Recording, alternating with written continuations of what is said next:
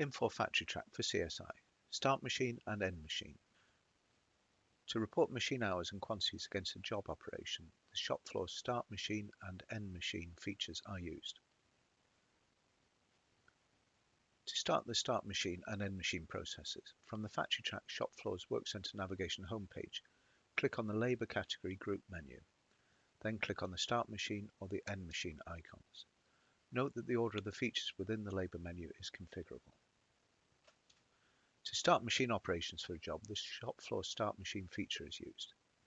Enter or select from drop-down the job ID and the suffix. Factory Track fills the details form, providing information on the item, work center, job status and quantities, and the Progress tab, providing details of the operations and their statuses. Enter or select from drop-down the operation ID. Factory Track then enables the Submit button and completes the detailed tab information. Enter or select from drop-down the resource ID. The global parameter job resource required gives the user the flexibility to either enter the resource or skip the field. The allow job resources only parameter makes the resource field accept only the job operations resources. Enter or select from drop-down the machine resource ID. And then to start the selected machine operation, select the green Submit button. To close the form without starting any task, select the Close button. To end a machine operation for a job, the shop floor end machine feature is used. This transaction also allows capture of completed moved quantities and scrap items. When opening the end machine form, Factory Track pulls the active start machine record. If none is found, Factory Track displays an error and closes the form. For found records, Factory Track displays the start machine record data, including the job, the suffix, and the operation. Click on the Complete Operation checkbox to prevent further reporting to this operation. If this is the last operation for the job, you may click on the Close Job checkbox to prevent further reporting for any operation on this job. If this is the last operation for the job, enter the location to which the inventory is to be placed. If the global parameters enable the Containers in Use parameter, the To Container option is displayed. Clicking on this field displays and enables the Container ID field. You can enter, select an existing container or leave it blank to have Factory Track create a new container ID to which the reported quantity will be placed.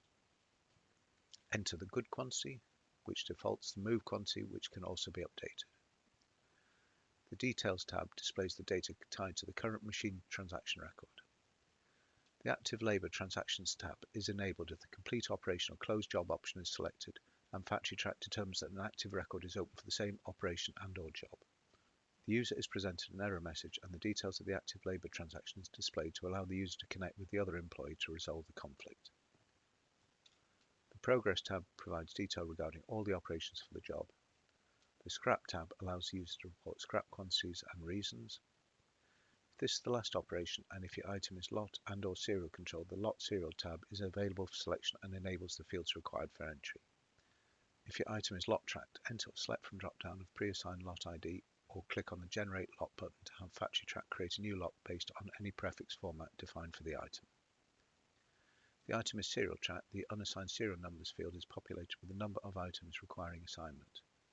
Click on the Serial Assignment button. Factory Track then displays the serial number assignment form.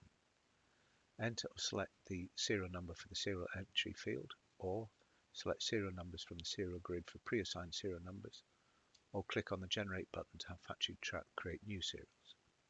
Continue until you have no remaining unassigned serials. Click on the Save button to return to the end machine form.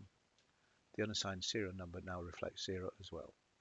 Click on the Submit button to process a transaction, or to close the form without ending the machine transaction, click on the Close button.